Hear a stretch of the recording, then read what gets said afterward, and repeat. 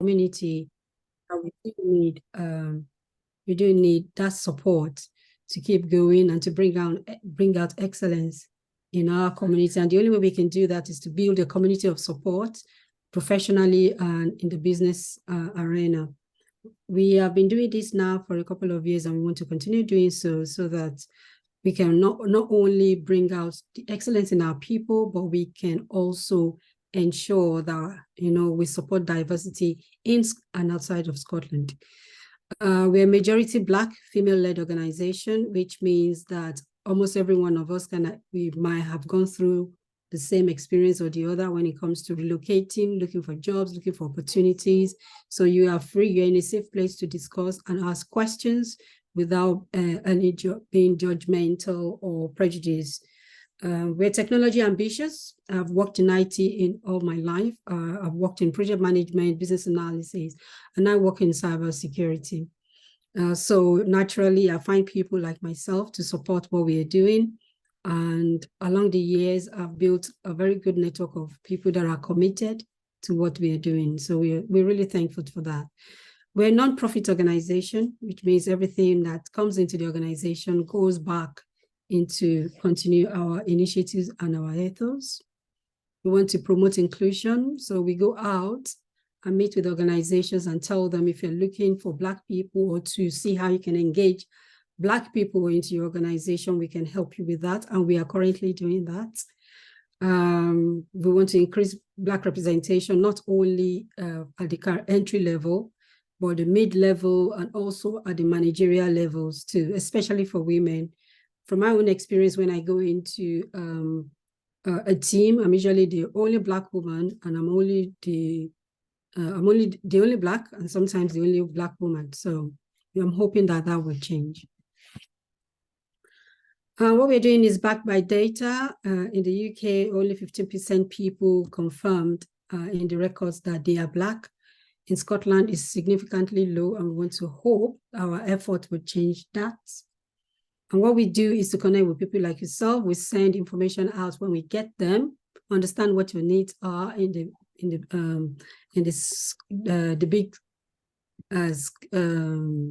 big picture, and then bring such opportunities like we do now. We've had several sessions on project PMO training, a full session. All those recordings are on YouTube. When you have the time, you can go and go over what we have done. And if you believe that you have done all of that and still have questions, please join us. We have different WhatsApp groups that you can ask all those questions. We train, we do in-person, we do virtual. Because we're technology loving, we try to do our sessions mostly on the internet, like you have just joined tonight. And when we have to, we take our events outside of the internet. Across Scotland, from our own records, we know some of you are joining us for the first time. We probably would not have your records. These are our data. And our program, what we have noticed is that we have quite a number of gaps in the community. And so as we identify them, we plug in into our initiative. Right now, these are the ones that we are running. We have our cybersecurity sessions, tech sessions, digital, creative, and climate. And as we go along, we will tell you what these are. And you can see from the screen, these are the current opportunities that we have. We train in project management, the planning, project planning will be coming up at some point. I'm still talking to the mentor for us to schedule a session. We have business analysis, and we do have agile and waterfall project management as well. In cybersecurity, which we currently run, we run on every Fridays. We have quite a number of past success with our ISCs certified in cybersecurity training and exams. And we are now going on to our governance, risk, and compliance modules. We have opportunities. We've identified that Black people don't even know what just transition is. So we're trying as much as possible to introduce green opportunities into our community. And we're working with quite a number of organizations to get that done. In 2023, these are the sessions we have run thus far, and we're hoping it will continue. I've not updated this deck with all our cybersecurity sessions, but hopefully I'll be able to do that by the end of this week. these are our success stories thus far. We have been able to place 2 people with 2 organizations that we partnered with less than 3 months ago. We are hoping that from this session, you will also be able to run with the information we've given you and start applying for PMO roles at Sky. Sky needs you people. Please, please, and please, when you get off this session, go to the website and look for the job that are there and apply.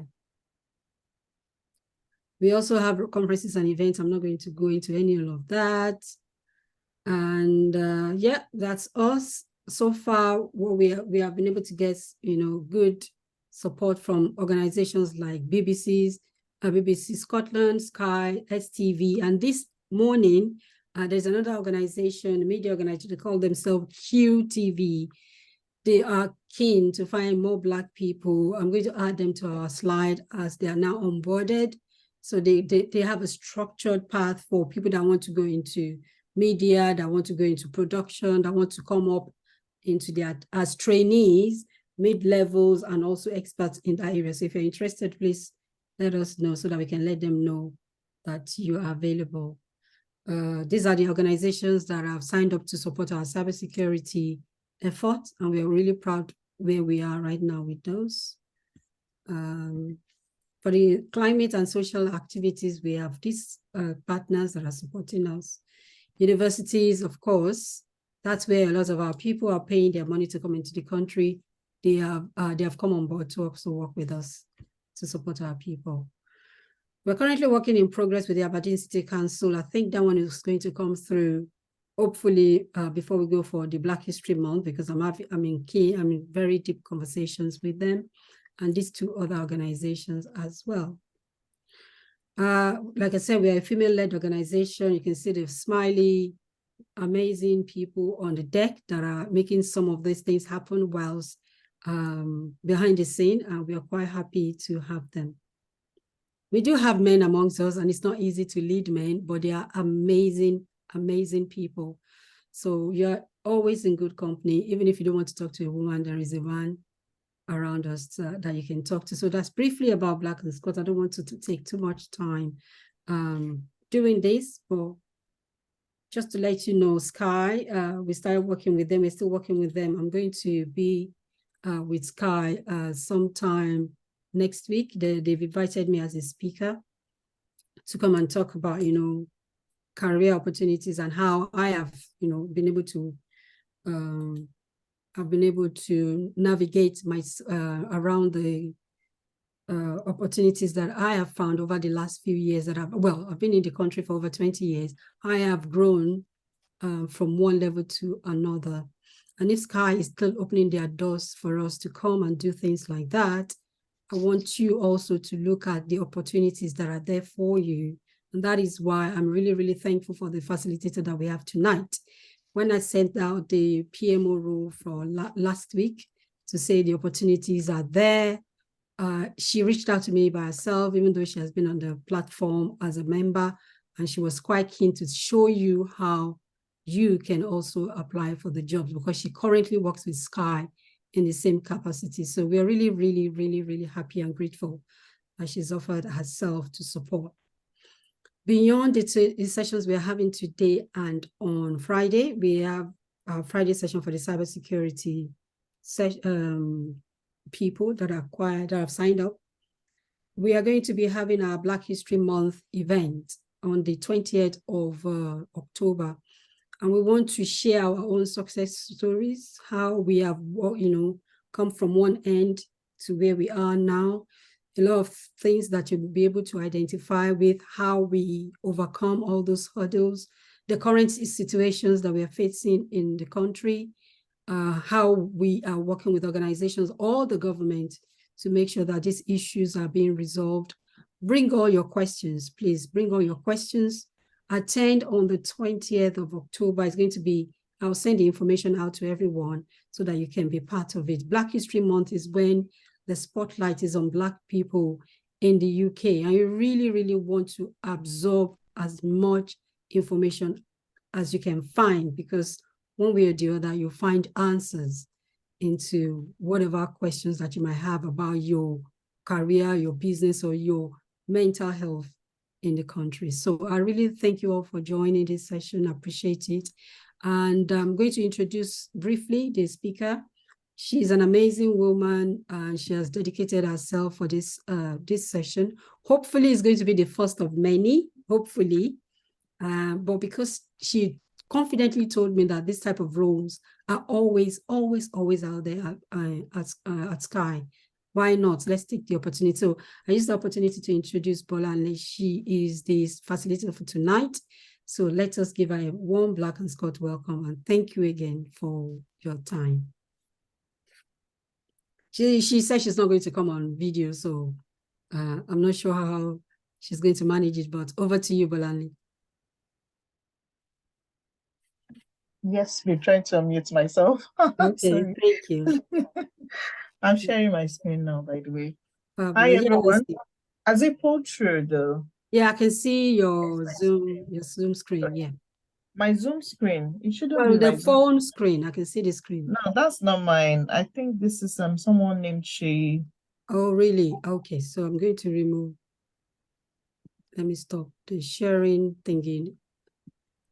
Why is Shay sharing the screen now? Shay, please, can you? Good. Yes, no, that's mine. Yeah. Fabulous. Thank you. Again, can you walk me through your screen, your phone if you are not speaking? I think Bolanle should be the only one with a speaker on. Thank you. Okay, let me switch on my video briefly, because you've called me out there, haven't you?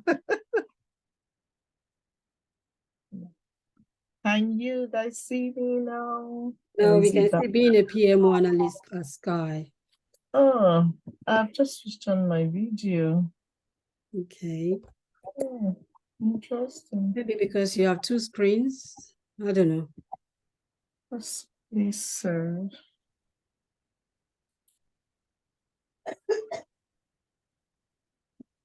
I've got the video on. Anyway, no. Anyway, maybe it was maybe my internet is doing its thing again already, so not surprised. Okay. Flip of your laptop. Yeah, I've come with lots of the camera is not prepared, so I'm not sure why it's acting up, but it's fine. My internet is epileptic anyway, so let's hope this goes smoothly.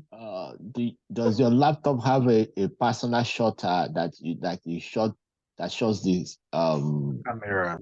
Yeah, the camera. Yeah. So if you can flick the top of your laptop and see if maybe there's a, because sometimes the laptops come with that. Don't worry about it. We'll, at some point, maybe we will see your face. But, or it could be because you are sharing your screen. Maybe your setting is not. It saved me. Yeah. No worries. Okay, let's dive into this. Hi, everyone. Well, you've had my name quite a few times already.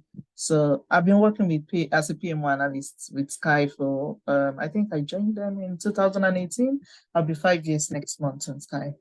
So I saw just as Timmy said, I saw the PMO analyst, Sky PMO analyst job adverts that Timmy shared last week. And I was like, oh, this is an opportunity to run through this with everyone. If there's anyone in the group who is interested in applying for the roles, I can at least give tips and things that would likely, help you get offered the role. At least things I've shortlisted for interview.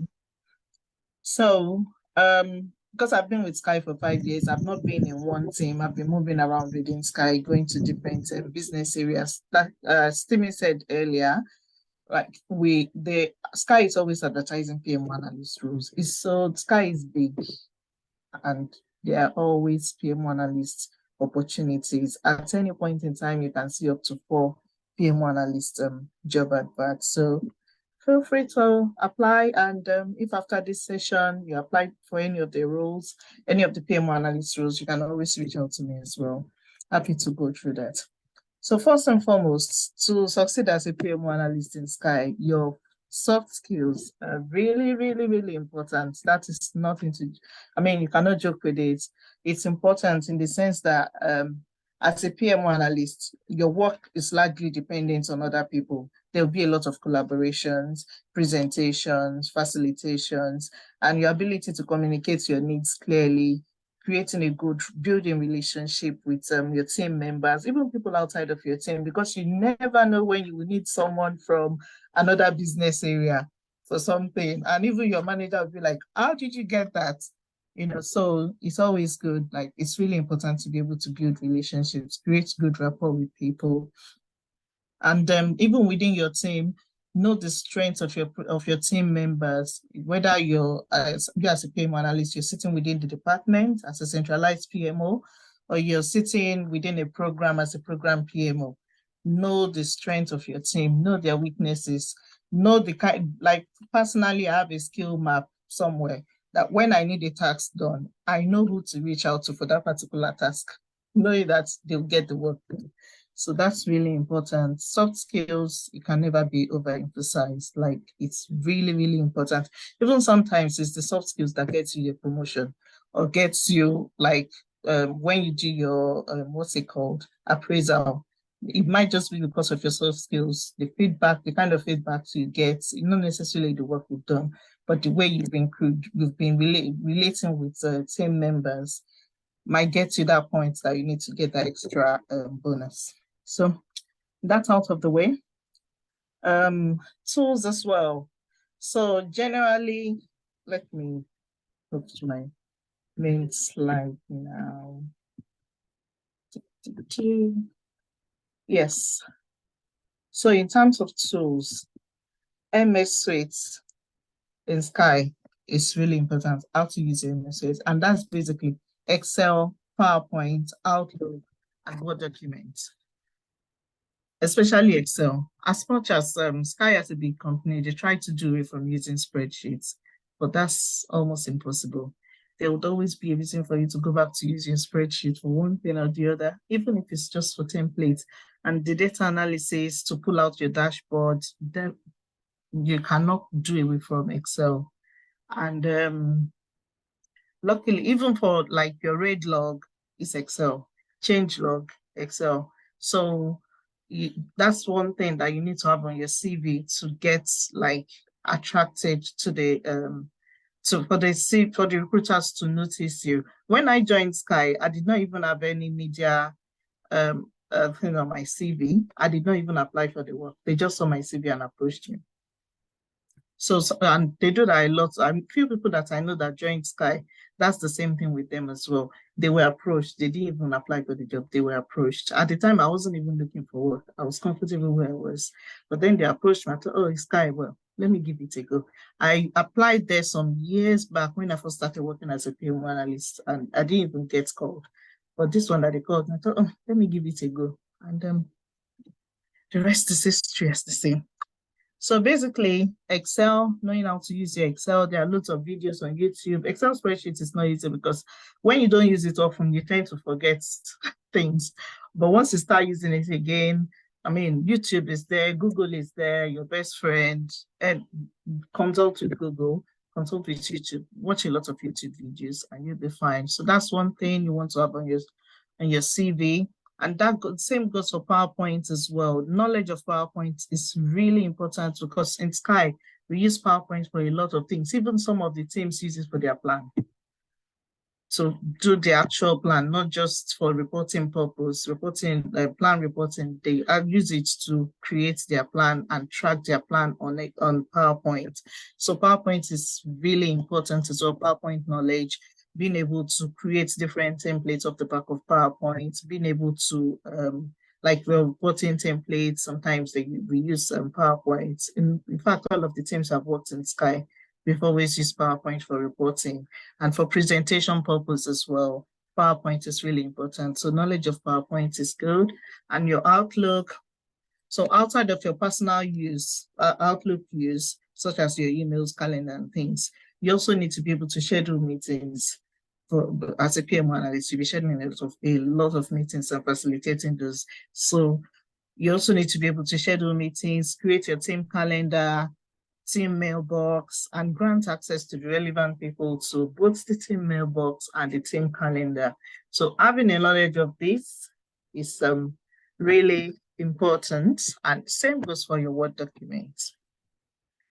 Sorry guys, if you have any questions, you can either wait till the end or, I mean, we have a facilitator. We have someone that is facilitating in terms of getting the questions. So you can raise your hands and they can help with that.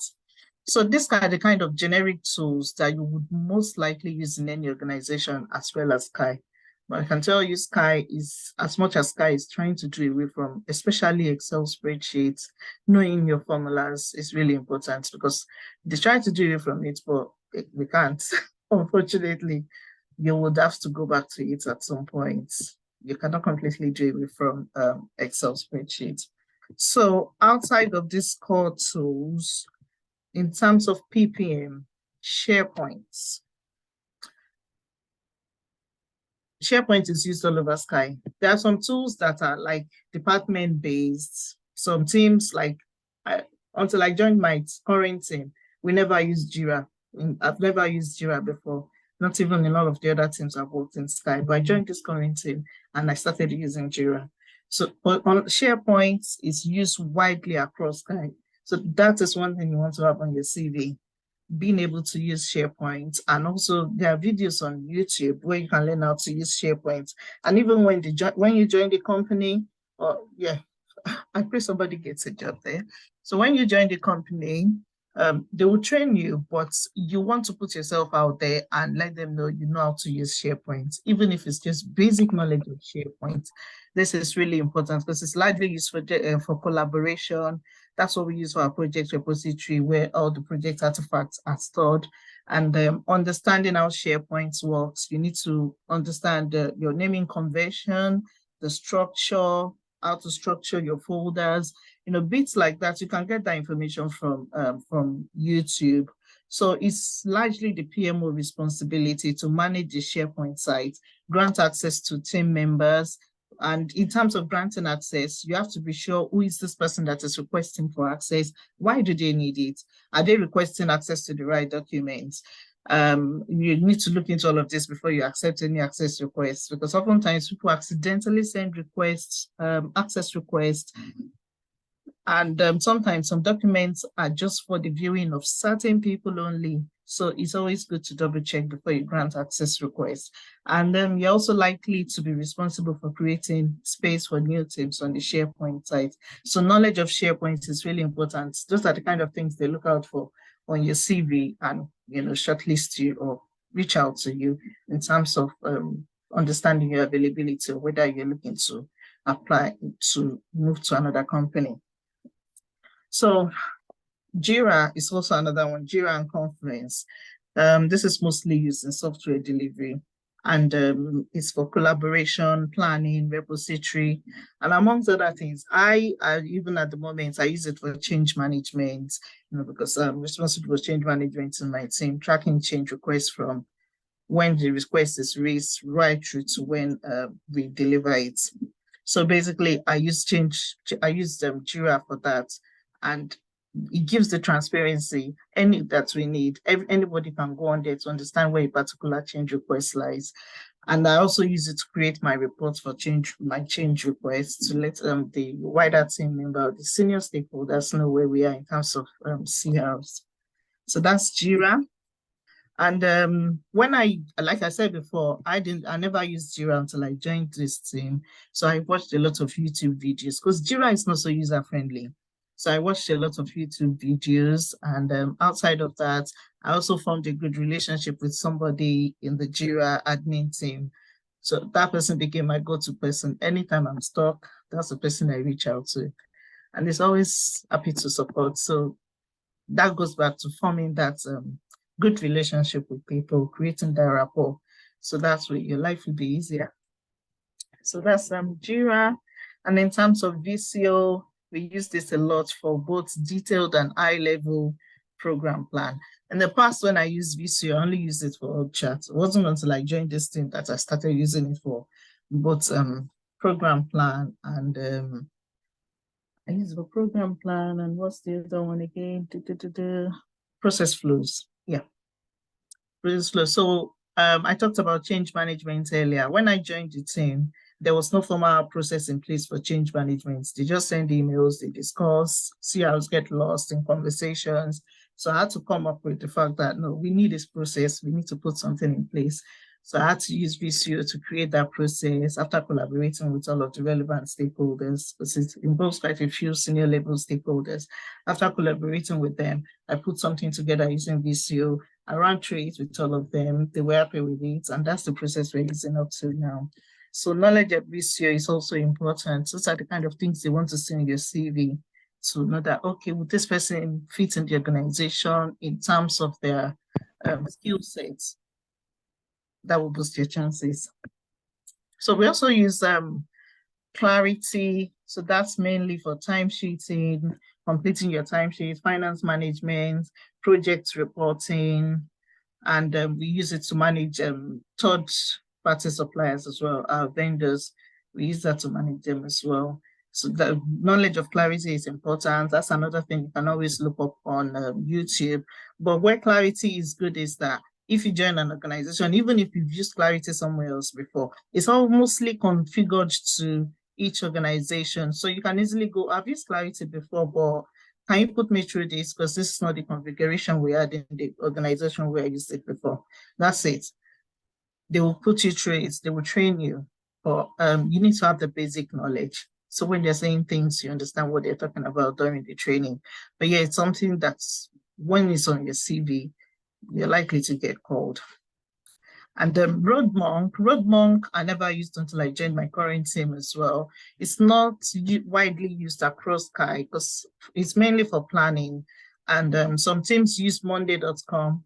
Some teams just use PowerPoint for their planning. They don't bother with any special tool. But Road Monk, especially the Now TV part of Sky, where it's mostly software-based, software delivery-based. So in that area, you have to use Road Monk. And knowledge of Road Monk will definitely help.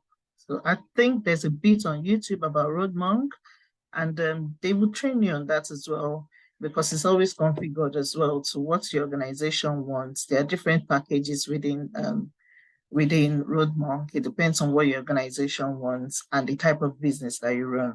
So that's another thing. If you have it on your CV, it's definitely going to give you an edge. An age of other people.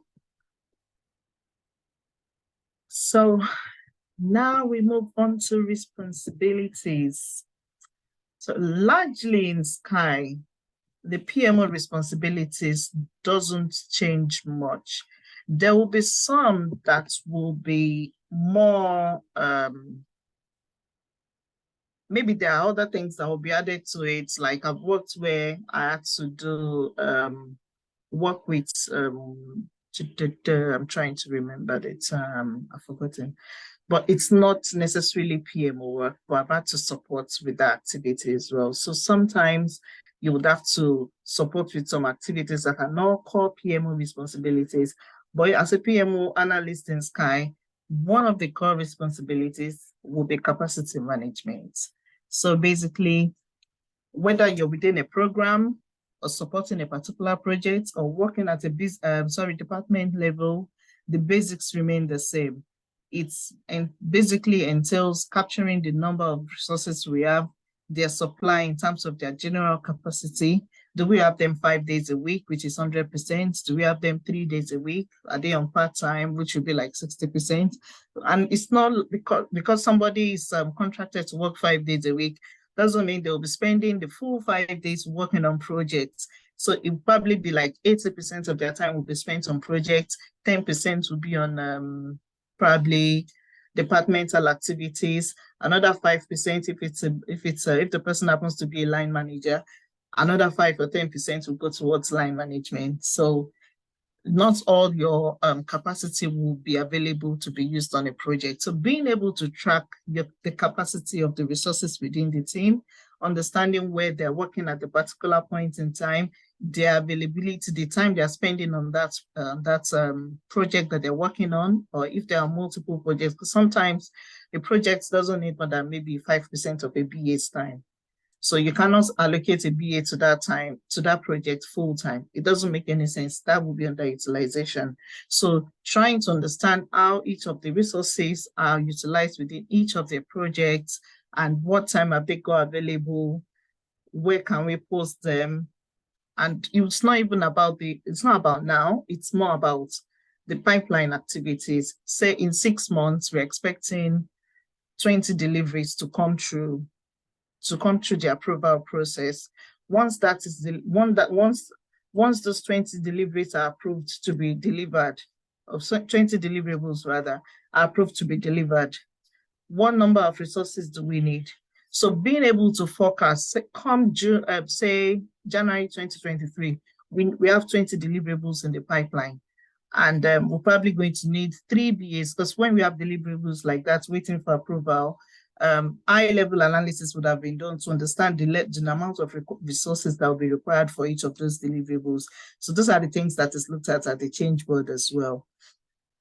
So once they've identified the number of resources that will be required, it's your responsibility as a PMO to look at the capacity tracker. Like, okay, so in January, we're expecting 20 deliverables to be approved. We need 10 BAs, 5 PMs. How many PMs do we have available at that time? How many BAs do we have available? So being able to manage your capacity, understanding where each of the BAs are, also not just even understanding what time they've got left or how many BAs we're going to have available in January. What skill set have they got? What skill sets do we require for those deliverables that we're expecting in January? So looking at those and working with recruitment to understand, okay, we're probably going to need 3 BAs in January, but we don't need them for long. Okay, are we going to find contractors? Do we need more permanent staff? You know, those are the kind of things you have to look at as a PMO analyst when you're doing capacity management. And it also helps with prioritization call as well. So having a view of where everybody is within the team, what they're working on, what time they've got left, where we can reallocate those times, or where we can juggle things in terms of, okay, a business need has arisen to deliver something that we did not even have on our roadmap, you know, competition. So that's at that point, we look at, okay, what can we stop to start something else? That's where capacity management is really, really important.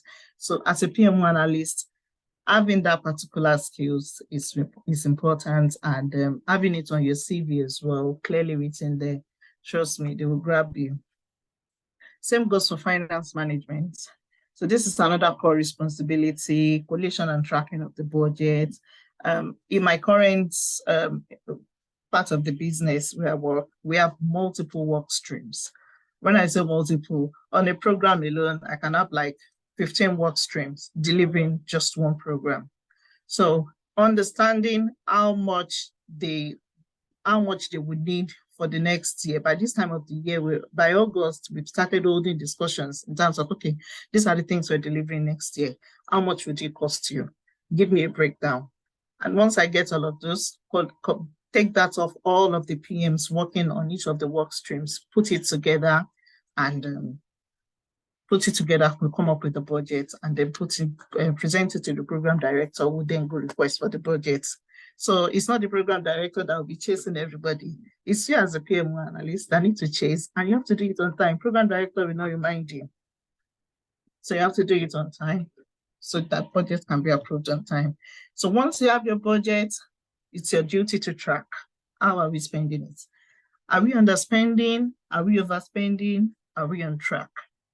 So underspending and overspending is not good. When you underspend, next year when you go to ask them for, oh, we need 20 million, they'll tell you, actually last year you asked for 10 million. You only spent 5 million. We are giving you 5 million. Meanwhile, this year you actually need that 20 million.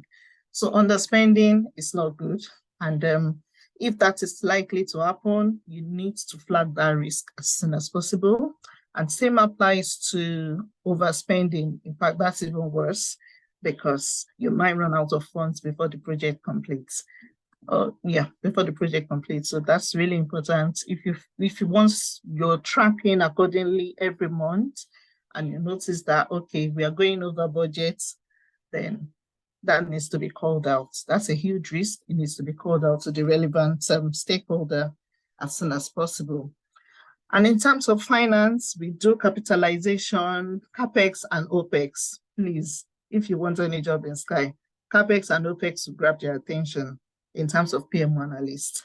So understanding what capex, the capital expenditures, operation expenditures, what goes where. It's largely depends on the organization. For instance, in the team I was before, your time on the project is capitalized. Everything is capitalized. But in my current team, your time on project is not capitalized. It's classed as operational expenses. So it's mainly hardware, software, even the license renewals that falls under operating expenses. It doesn't fall under capex. So it's important. That is one thing you want to have on your CV in terms of finance, capex and opex. It grabs your attention. These are the kind of buzzwords they're looking for. And then reporting. Do we have any questions so far? Okay, I guess none. So in terms of... Okay, you can drop your questions in the chat. Okay, someone said questions. Please, what does PMO mean? Can someone answer in England? Yes, if you're outside of school, anywhere you are and there's Sky, you can apply for it. What is PPA? Yeah. What's the name of it too? Anyway, you go on. Presentation is Please answer. Once somebody said, what does PMO mean? I'm not even going to embarrass the person by calling the name. Just go on the internet and search for PMO. Please. Thank you. Okay. So in terms of reporting, as a PMO analyst, let me just go quickly. To me, I know you said to go on the internet, but okay, go on. Touch on it. So Project Management Office, that's what PMO stands for. And what PMO does, PMO is more like the backbone. When a project is being delivered, PMO stays between the senior leadership and the project delivery team or program delivery team. So when a project is being delivered, it's not all of the project managers that will go, yes, we want to go and report this to the senior stakeholders. No, and we have some very senior stakeholders. Like in my team, we hold this meeting bi-monthly where we have the CEO coming, especially when we are doing projects that are #1 in Sky. They will come in and make decisions. So it's not the project managers will not go into such meetings. It is the PMO's responsibility to gather information, bring it at very high level, or translate it to what the CEO can get immediately without boring them out. Because obviously, if you have a CEO on a call, you're not going to expect them to sit down for 1 hour, 2 hours. No, very high level, keep it brief. Pass the message across, brief and concise, basically. So that PMO is more like the backbone, supporting the project or the program, getting the funds, like all of the things I've been mentioning. It's not the project manager's responsibility to run the change process. This sits with the PMO. The finance of managing the finance, that responsibility sits within the PMO. So if you're like myself in my program, I'm doing the PMO analyst, so I found myself doing a lot more, but there are some, say if it's a centralized PMO, all of these responsibilities can just be divided amongst all of the PMOs within the team. So one of them will be managing resourcing, which is capacity management. Another one will be managing finance. Another will be doing reporting. That's in the centralized PMO. Well, within a program, most of the time it's just one PMO. No matter how big the program is, sometimes it's just one PMO, supporting. So that's PMO basically, very high level. You can also Google it. So I was talking about reporting. So reporting as a PMO analyst, I manage the reporting cycle. I mean, when I joined my current team, I'm going to keep using I used my current team a lot because that's what I'm doing now. So when I joined my current team, the reports, the program reports, which is mainly collation of all the project reports, which is summary at program level. That report can go out like in the middle of the night, the day is due, rather than before 5 p.m. My manager can send it out middle of the night or sometimes very early in the morning the next day. So it's always late. I had to sit him down like, look, your cycle doesn't make any sense. We need to review this cycle. So we sat down and I told him this is what we should actually have in place, and he was happy with it. And after that, reports started going out on time rather than being late as always. So reporting cycle, that responsibility sits with you, and also the templates as well. You can look at the reports and go, no, we're not getting enough information on this report. You can look at the template and slightly tweak things around, but of course with the buy-in of the stakeholders, otherwise you're on your own. So reporting is one thing that you definitely need on your CV, and it's something you want to talk about during the interview as well.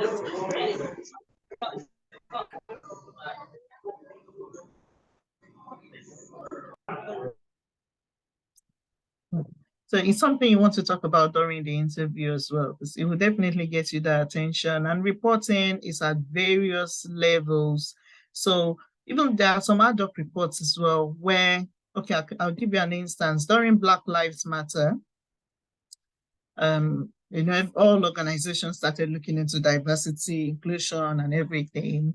So the head of my team had to reach out to me like, okay, I need you to put together a report, because I was managing resourcing at the time, being the capacity management. That was my sole responsibility, not the one I love doing though. So I was doing that at the moment. So it was natural for him to come to me like, okay, I need you to produce a report on diversity within the team. So there's some other reports that will come in like that, and I had to do everything to show, okay, number of women, men, number of Black people, Asian, So I was able to pull all of that together and share with him that they needed to make a decision on how to improve diversity within the team, and I had to put that together. So reporting outside of your normal daily or weekly or monthly reports, there will be ad hoc requests for some certain reports, and being able to pull that together is really important. So those are the kind of things you want to talk about in your interview, because it happens a lot in Sky. I can't even count the number of times where they'll just ask for a particular report that's not the norm. Well, I have to do it anyway. It's my duty. So being able to talk about that during an interview is also important. And change management, my love. So change management, basically, it's involves change requests, managing change requests, right from when it's raised through to delivery. And I mentioned earlier when I was talking about Jira that I had to put that process in place, set up the tool, because there wasn't a tracker. Anyway, it was more of emails, conversation. So I had to overhaul the system completely when I joined. I created a template for raising change requests as well, all to be done on Jira. I gave everybody access to the Kanban board on Jira, set up a weekly, no, it was fortnightly actually, set up a fortnightly meeting for change management board, ensuring I have the right stakeholders on the call. But the requester, if the requester is not available, can they send a representative? I let them know, if you're not on that call, we're not going to present your change requests. And if you need this done, then you need to be on that call. Also ensuring approvers are on the call as well. So it's really important. Change management, it's a key one. It's a key one, I would say. You definitely need that on your CV, and being able to talk about that. If anybody wants further discussion on change management, I love change management, so please reach out. I'm happy to do that. And log management. So we have several logs, your RAID log, your actions and decisions tracker, lessons learned log. Those logs, it's still your responsibility as a PMO to manage the log, make sure it's updated, especially actions and decisions, because people can quickly turn around to say, no, I did not say that, or who made this decision. So very, very important to track all of those. Obviously, I'm sure if you know about project management, you will know about RAID log. So you understand the importance of your RAID log, the importance of having it up to date. I remember joining my team and I looked at the RAID log, but obviously they did not have a PMO analyst. So it was a lot for the program manager to handle by himself. And there were risks from a year before on the RAID log still open. So I had to sit down, catch up with people to understand what needs to stay on open, what needs to be closed. A lot of them needed to be closed because they were ages ago. So, staying on top of your raid log, ensuring it's updated as much. You never know who will need something and go on there and pick it up, and then there'll be trouble. So it's always important. Log management is still one of the core responsibilities. As much as it sounds like, oh, it's not a lot, but it's really important, especially when it comes to decisions and actions as well. Who is doing what? Who is responsible for what? Have they completed it? And you're not just going to log these things, you also need to chase to make sure those activities are done. Plan. Okay, so planning, another big one. So it could be program level kind of plan. It could be project plan. Project plan is usually managed by the project managers, except if you're a PMO sitting within a project, which it's not all of the time. But yeah, program plan. I've had to create program plan from scratch myself, sitting with collating all of the plans from all the PMs, using that to create the program plan. And off the back of the program plan, because program plan is usually big, depending on the size of the program, creating a high-level roadmap. So depending on the stakeholder that you're presenting it to, like I mentioned earlier when I was talking about the CEO, you're not going to a meeting with the CEO and bring a big detailed plan. What does he want to do with that information? You need a high-level roadmap for those sort of sessions. Some sessions is even more of, okay, what are the key things we're delivering over the next 3 months? Very, very high level. That's what you need to take into those sessions. So being able to create your plan and manipulate it in a way that will give you the kind of information that you can easily extract and take to any meeting that you need to go into, or for your manager as well. Sometimes it's the program manager that needs the plan in the meeting. So knowledge of how to create a program plan, depending on the tool that the organization is using. I'll talk about one of the tools we use. Oh, I think I've talked about RoadMonk. Yeah, we use RoadMonk, and the project managers tend to use PowerPoint for their plan. Sometimes I think we're beginning to get them to use RoadMonk to make things easy for everybody, because then from RoadMonk, we can just create a program plan without having to go in manually to do it anymore. So yes, being able to create your program plan, and sometimes it's departmental plan. What are we delivering as a department over the next year? So, and that is broken down into quarterly view. Reason being that there might be something that the business wants done urgently. So having that quarterly view helps us to decide what can we stop for now in order to accommodate this new business needs. So departmental plan is also part of it. If you're working as a centralized PMO, you might just be responsible for the departmental plan. And if you're working within a program, you might just be responsible for creating and managing the program plan. Any question? I can see we've got, I'm not in the chat. Is there any question in the chat, Timmy, that I need to address? There are quite a few, and I thank you, Funke. One of our directors has been actively responding to them. Oh, thank you. One question was how much experience is needed to apply for this role? That was from Ice Osa. Really, in terms of experience, as long as when I joined them, I think I was only a PMO for like 2 years. But as long as you have the right things on your CV and you can talk through those things, and maybe when you start the job, when you get offered the job, being able to like know who to approach. It doesn't have to even be within your organization. Know whom to approach. Like, okay, I need to I've been tasked to come up with a revised change process. How do I go about it? You don't keep your mouth closed. Knowing who to approach to get that support from would really help. But trust me, you don't need years and years of knowledge. You just need to have the right things on your CV to grab their attention. And being able to talk those talk through those things at interview, during the interview. That's it. Okay, thank you. Someone also asked, how do I include the word CapEx and OPEX into my resume, for example? Okay, so when you talk about your responsibilities in your previous roles, you want to talk about finance management, including CapEx and OPEX tracking or CapEx and OPEX management, things like that.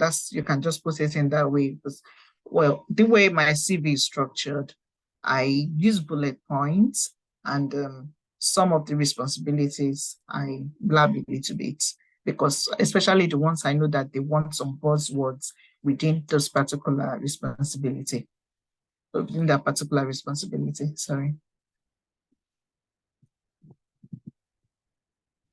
And I'm happy to look at CV as well. If there's anyone that wants to apply for a job in Sky, I'm happy to, you can reach out to me directly. I'm happy to look at your CV and see what we need to tweak, and not just tweak it, you need to understand it as well, because you're going to be talking about it. So you need to understand it as well and have scenarios as well. So I'm happy to support you with that. I think somebody named Tosin raised their hand earlier, unless it's by accident. Hello, good evening. Can I speak? Good evening. Yeah. Yes, go. Well, I hope. Thank you for your presentation. I really appreciate it. And so my question is, so I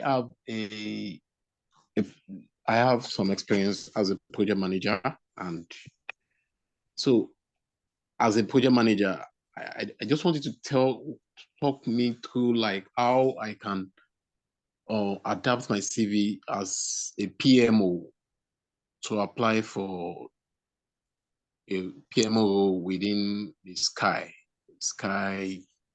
Okay.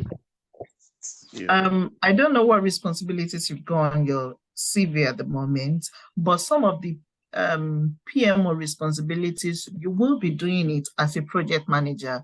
Like in terms of your reporting, you'll be doing reporting, some level of reporting as a project manager. So reporting is one thing that you already have in there. You might not necessarily be following change. You will be delivering change requests, but not managing the process in itself. So you might want to talk about that, delivering change requests. So something to do with change management will be on there.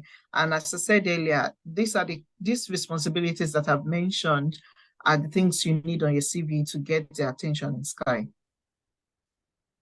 Okay. So, and I've still got another, and this is a new slide now. I'm going to quickly talk about it. Then the next one will be more Q&A. So can I quickly talk about this, because I'm looking at the time now? Yes, please. Yes, please. Yes, please. Thank you. Thank you. And Tosin, was it Tosin that was asking about updating CV to reflect PM analyst roles? Yeah, Tosin, you can also reach out to me and we can look at your CV together. All right, thank you so much. Thank you. No problem, no problem. So That'll we've be £5,000, please. Exactly.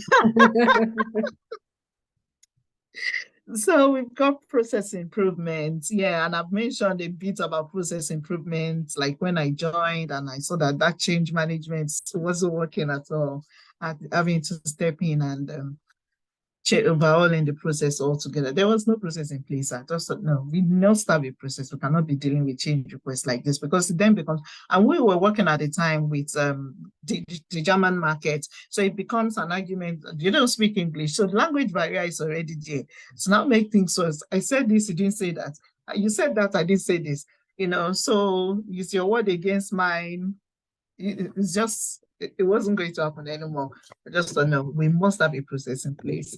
And that's an example of, which is something you can use at your interview as well. That's an example of process improvements, that changing the reporting cycle. So reports are not, program reports is not turned in late. It's another process improvement that I put in place when I joined my current team. So process improvement as a PMO analyst, you just have to be, your eyes have to be out there and always looking at, okay, this thing is not working. I remember I worked in a local authority, not for profit organization. And when we hold the steering committee session, which was done every month, that's where they approve business cases for work that for projects and institutions. So in a meeting like that, where it only happens once a month, you want to get your business case approved by all means. So when I joined, I observed that anytime that meeting happens, a particular department, because we get business case from different departments within the company for what they want to do, a particular department, their business case is always approved. No, a lot more others, they never get their business case approved. It's more questions like, okay, we need to understand this, we need to understand that. So I sat down, I looked at the whole thing, I saw that there's no standardized templates. But that business area where they get their business case approved, their template is detailed. So I thought, this makes sense. Those ones where they don't have their business case, where there's always more questions, is as, their business case template is so light. So I spoke to my manager, like, look, this thing, over the last 2 months that I've joined, this is what I've observed. And look at these two templates. You can see that there's a massive difference between the two. We need to have a standardized template, because at the end of the day, it's the PMO's responsibility to ensure the roadmap, we deliver what we have on our roadmap. And we need to facilitate or enhance the opportunity to get approvals. So I had to sit with the wider team to help them understand why we need to have a standardized template for business case and why we need to use that particular template.